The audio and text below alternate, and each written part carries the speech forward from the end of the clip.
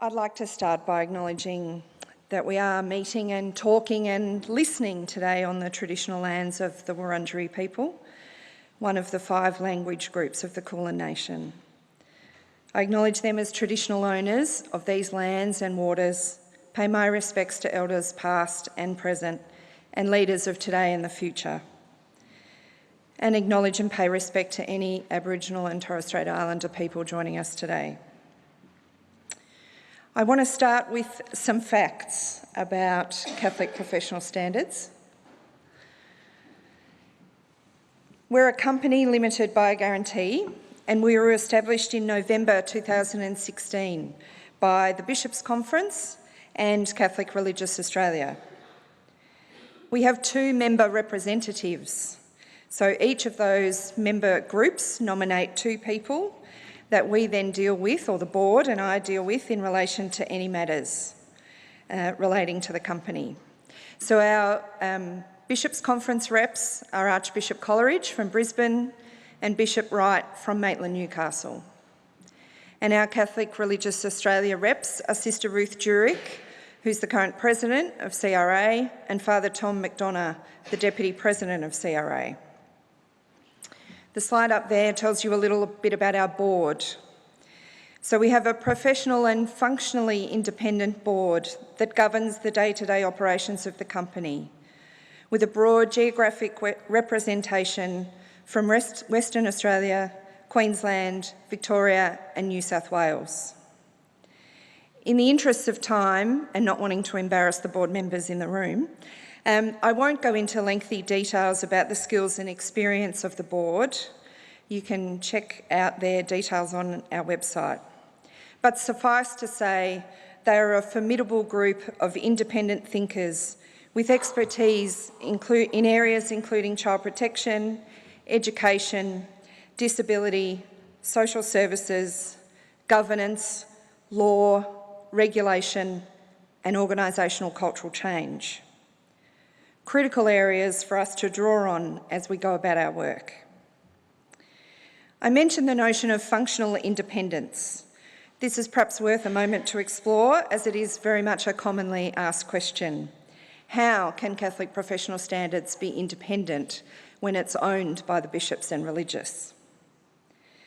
Clearly, a company established and owned and effectively paid for by the Church is not structurally independent. We wouldn't exist if the institutional Church, the bishops and religious leaders of today, had not established the company and committed to funding it. Maria mentioned the Honourable Neville Owen before, Chair of the Truth, Justice and Healing Council, and soon to follow in the footsteps of a friend of Catholic Social Services, Kath McCormack, who set up Catholic Care Wollongong, as a member on Pope Francis's Pontifical Commission for the Protection of Minors. When Neville gave evidence to the Royal Commission as part of Case Study 50 in February last year, he talked about this issue. And I'll quote, "I've always taken a view that you must distinguish between structural independence and functional independence. By functional independence, I mean the capacity to bring an objective, dispassionate and informed mind to the decision-making process. A situation where those who are operating the company, managing the company and making the decisions at that level must be functionally independent." The analogy I use is external auditors, something that everyone in the room is familiar with, for financial oversight. When financial auditors come in to audit our books, as organisations we pay them a fee, but the audit firm operates independently, makes assessments and decisions based on their professional knowledge, their skill, clear policies and capacity. And that's what CPSL will do. The board and I are also drawing on the experience and learnings from colleagues internationally about particular governance issues and intersections with church and common law. We have national coverage of all activities of the Catholic Church.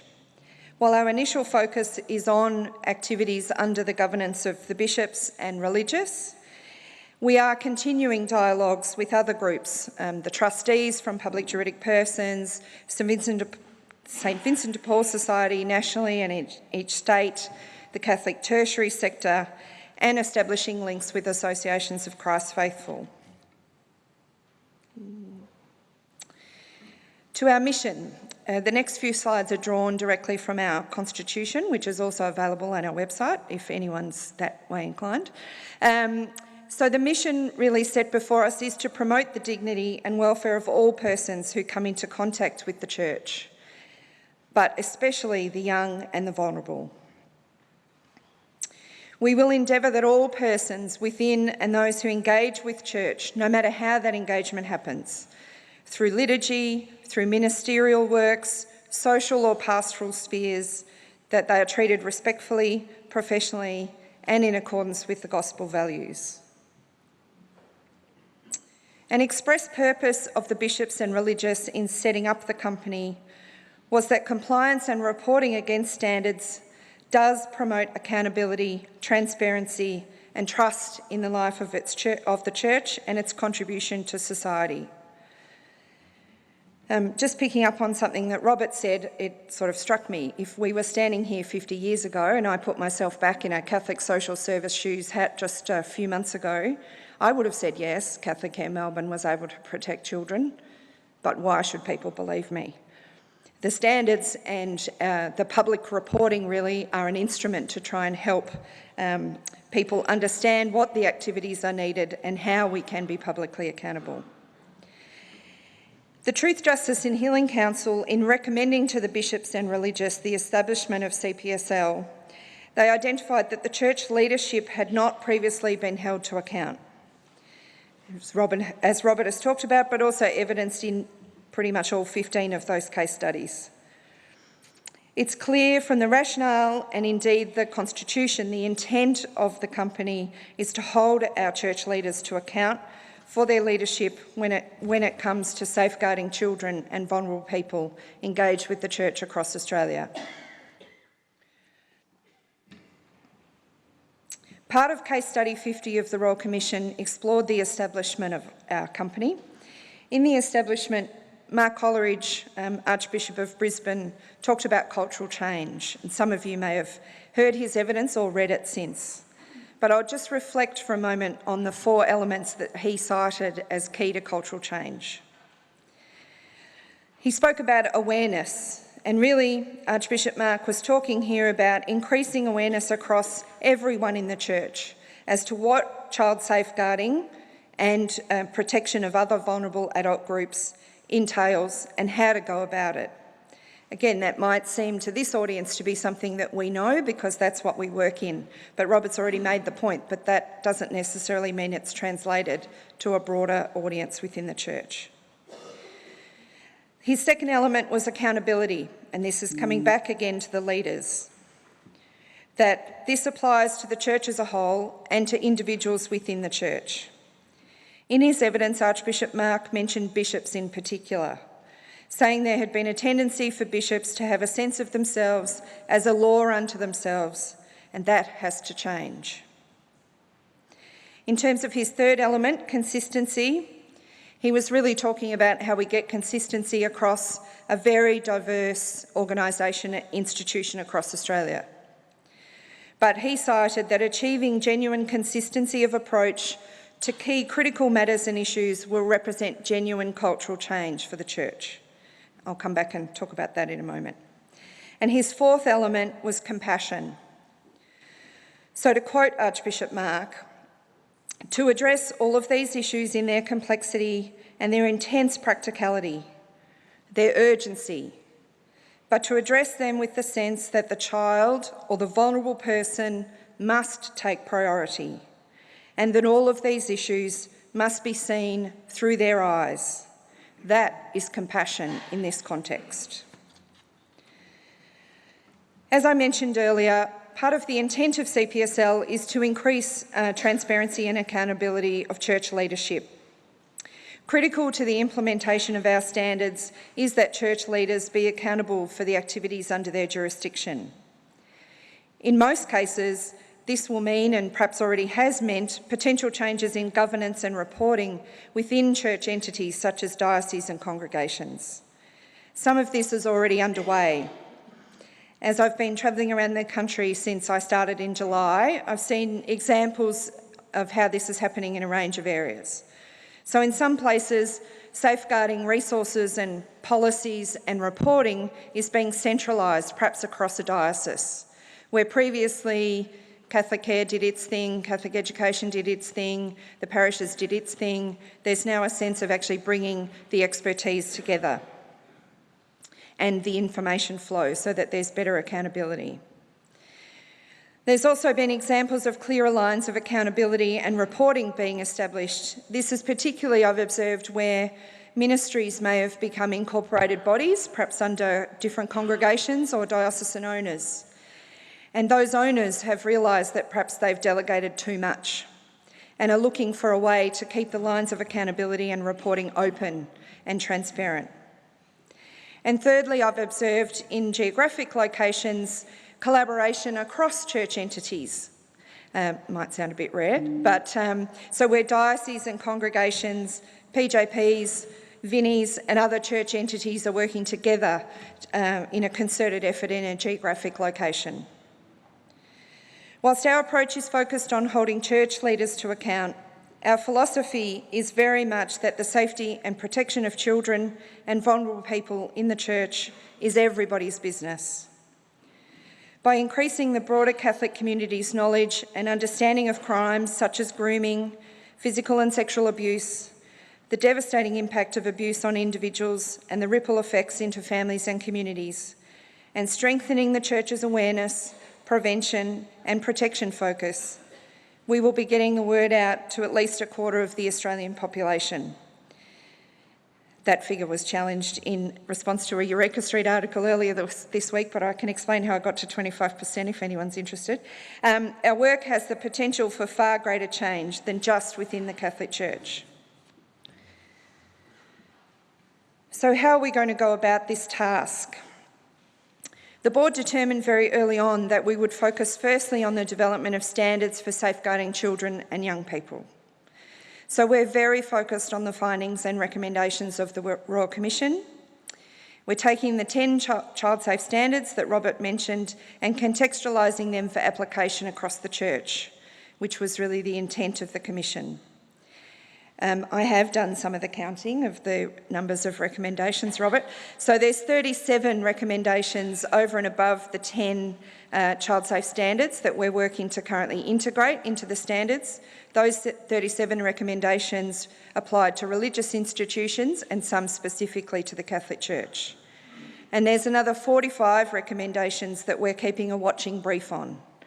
We're watching to see what decisions and actions government take, but we're also watching to see what decisions and actions the Church take in relation to some of the issues that were referred, where the Commission recommended getting advice and seeking change from the Holy See and various other areas. We've also heard a range of concerns from both within and external to the Church in the first 6 months of our work. Standards to address these concerns are also being developed.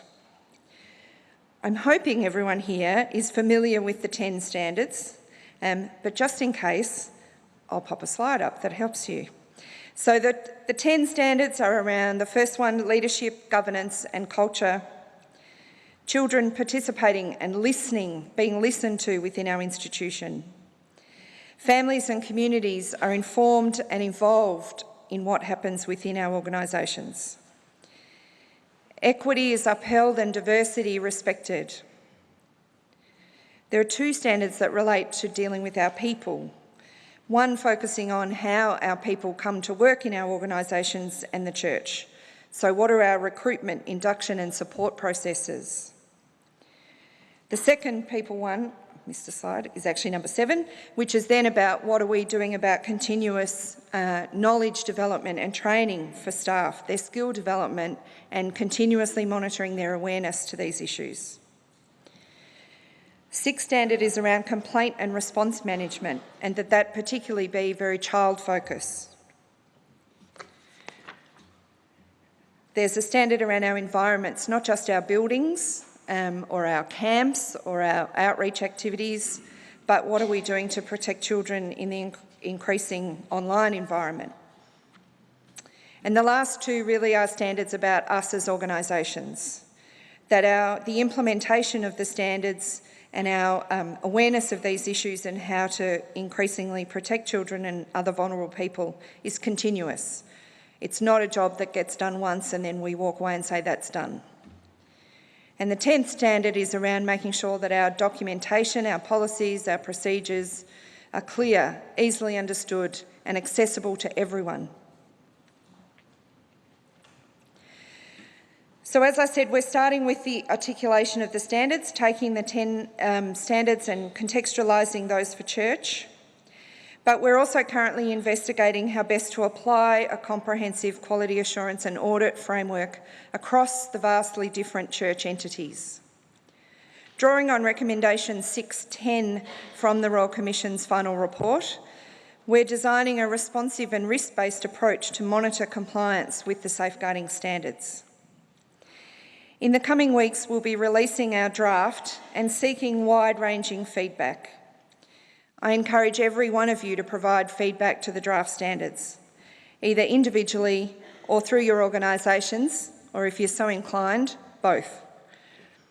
We'll also be engaging a wide range of stakeholders in discussions about the detail of the standards and how they'll be applied, through workshops in each state and territory, and through meetings with a range of experts and groups, including the social services sector, and most importantly, engaging with children and young people engaged with church and our services at the moment, and also with victim survivors of church sexual abuse.